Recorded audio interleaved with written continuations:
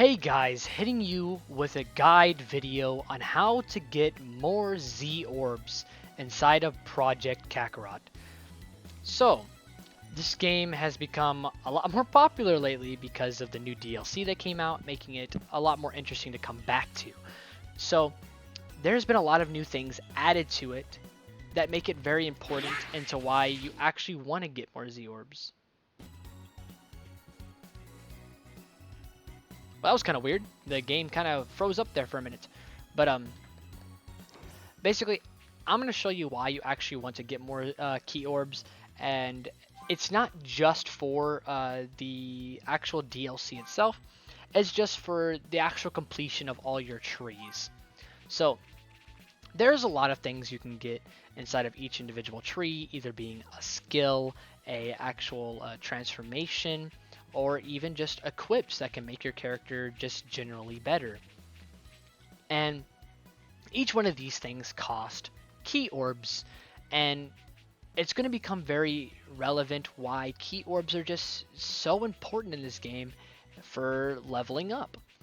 And right now, it is really hard to get key orbs, especially for the later end actual abilities, because as you can see in the normal game, usually it costs around 7,000, 3,000, 6,000, not even super high. But whenever you get into the DLCs, they get kind of ludicrous, 30,000 of each orb, and each one of these is 25k, and it just gets kind of insane how much orbs you actually need for each individual ability.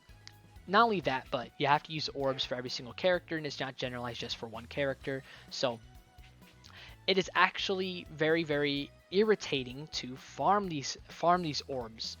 And I have found a method that is actually not seen. I have not seen this method a lot, actually. I have not seen it at all in a lot of the tips and guide videos that are out there for Project Kakarot currently.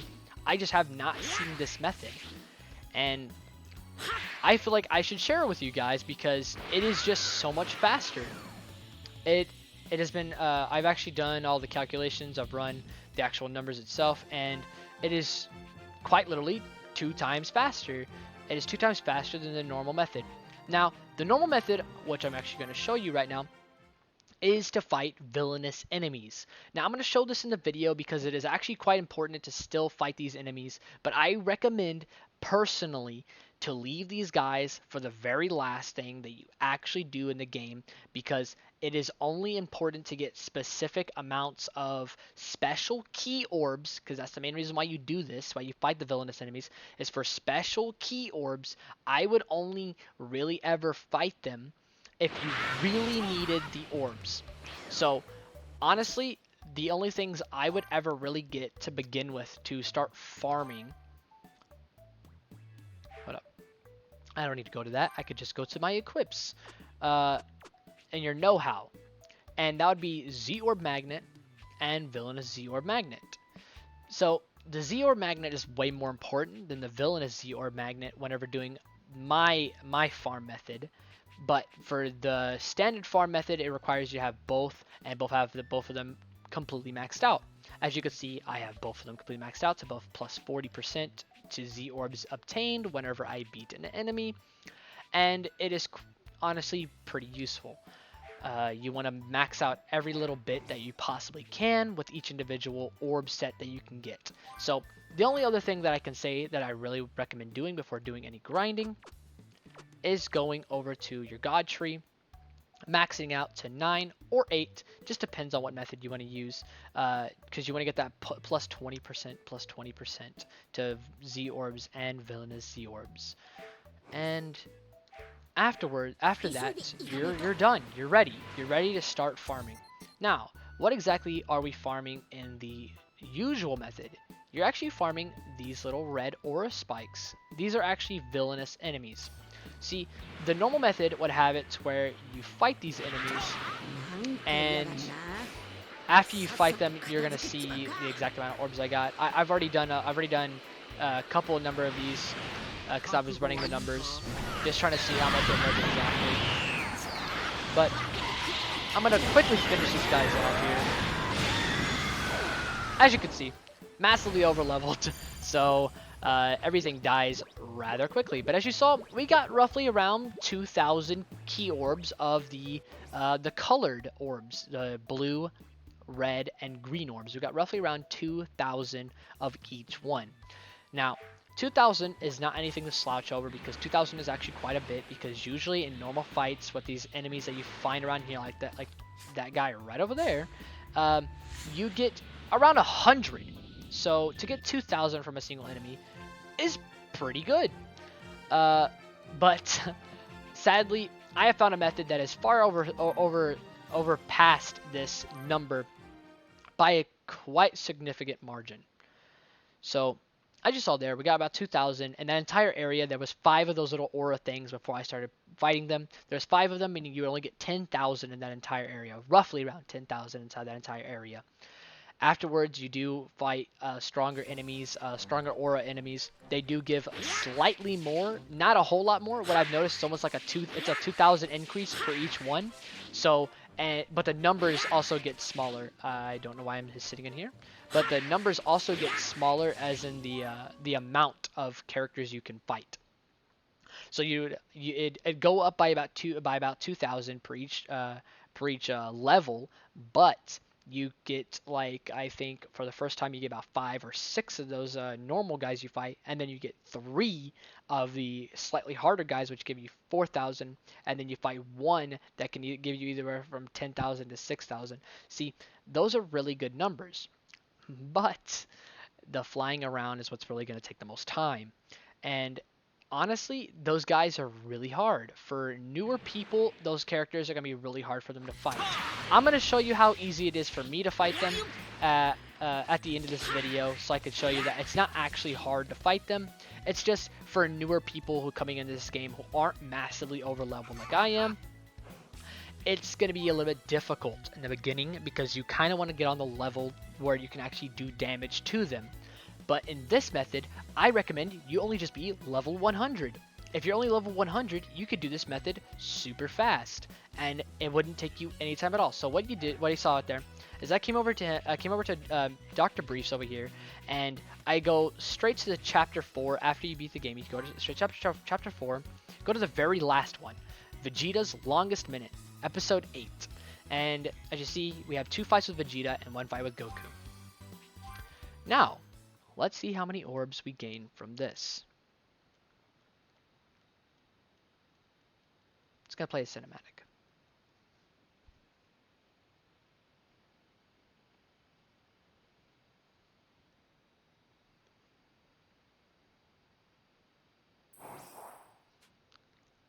Close the menu once you're ready to begin. You always click circle, and then you click yes. Or if you're playing on Xbox, B and then yes. So I always skip this. There's no reason to watch it.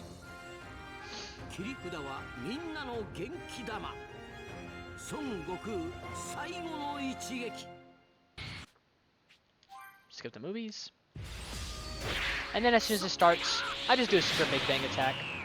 Right off the bat. They die pretty quickly. Because I'm massively over. And you see there, we got 3,000, but as you saw, that super large number boost into the blue orbs. It's because specialized characters get specialized orbed. Vegeta gets blue orbs, Goku gets red orbs, and Piccolo gets green orbs. So I just let this play out so you can hear me a little better. Okay, so basically the reason why these give so much more orbs is because they're specialized characters during special events. So these are special events that you go through that actually give you more orbs.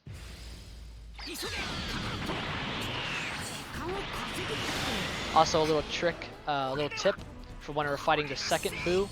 As you saw there, I also look at the orbs. As you saw there, I dodged backwards once, and then I fired a big bang attack because he always goes for a lunging attack right there, and you don't want to get hit by that. I mean, it wouldn't hurt you that much, especially if you're level 100, because it just doesn't do much damage. I always just go straight for a Kamehameha. Finish him off pretty quickly. But as you see, we get a large amount of orbs, like a huge amount of orbs compared to if we were just to fly back and forth. So, like I said, it was twice as much, right? Well, the actual numbers go like this. In the original method, you would get 1 million key orbs per hour. 1 million. You get 1 million per hour. And that's not talking about like you get a million of each one. You'd get a million collectively. And for this method, you'd get 2.1 million key orbs per hour. So quite a bit faster. And honestly, this method is just far superior in every way except for the special key orbs way. So if you actually don't need special key orbs, there's really no reason to do the other method, because this requires a lot less gear and it's actually faster and also easier to do as well. And I will demonstrate why I say easier in a minute. I'm going to go fight a super powered up enemy that is on the 3rd tier, so you can see just how hard some of these enemies can get, because I'm not going to be able to one-tap them even though I'm already max level.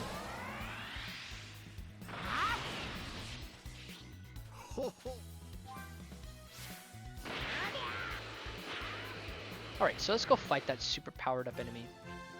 As you can see here, I have this one right here already to the max tier because I wanted to show you just how hard these enemies get.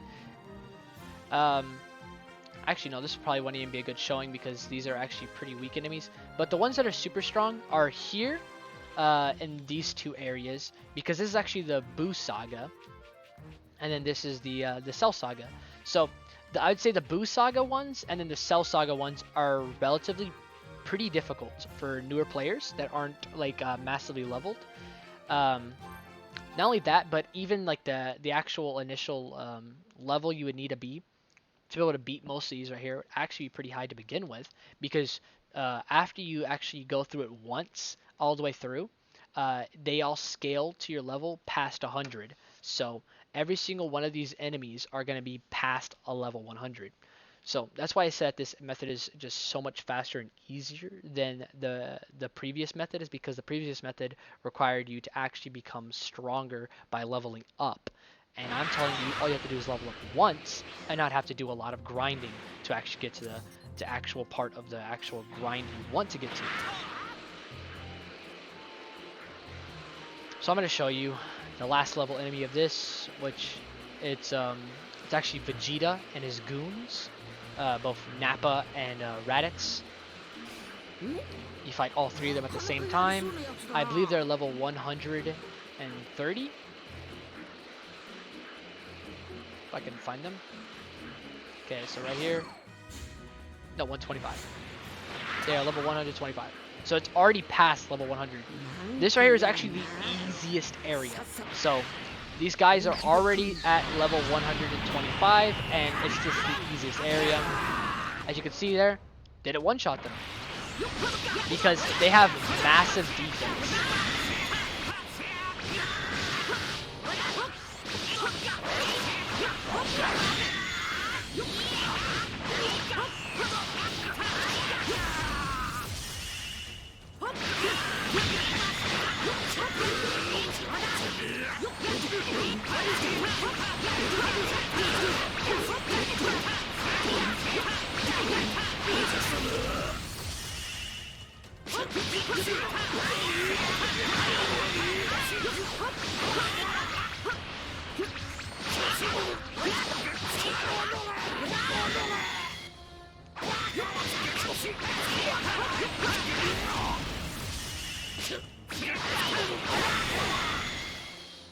I still killed them pretty quickly, but that's because I know the actual method to be able to kill them. But as you saw, I only got 6,000. I only got 6,000 for beating them.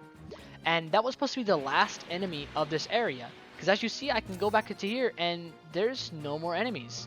So the highest amount that I've actually been able to get from a single one of these enemies, which by the way, it's pretty bad in itself, is because you have to do all these lower level farmings to be able to get to the actual good ones, which are these 2. These two in general, the Cell and the Boo Saga, are the better farming ones because they just generally give you more orbs. But you actually have to do the lower level ones first so you can get to the better ones. Which is again why I'm saying this method is way faster, is because this just takes so much more time going between each individual area fighting all these different enemies, when you could just stick to staying in one single place and then just doing the same mission over and over again for even more. So as you saw there, I killed that guy. Again, I killed him relatively faster than normal people would because I'm already max leveled, and Goku is an absolute beast whenever his Super Saiyan God form doesn't run out at all, because he has auto Super Saiyan God. But other than that, this method is just generally better overall for a number of reasons.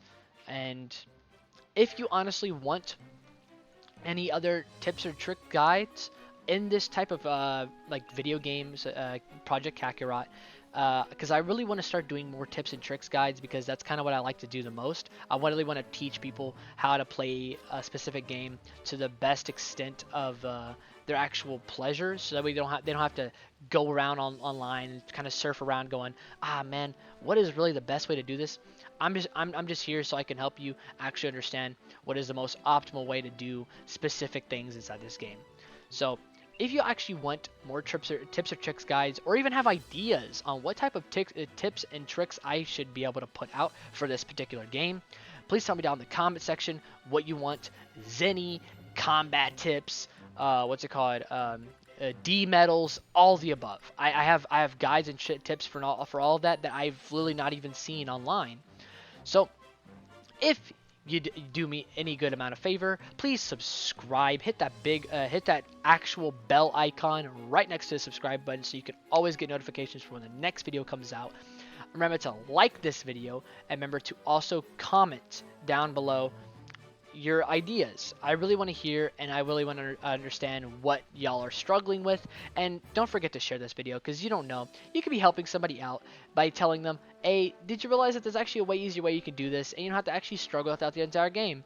It might make their day. So anyway guys, thank you so much for watching, and I'll see you in the next video. Bye!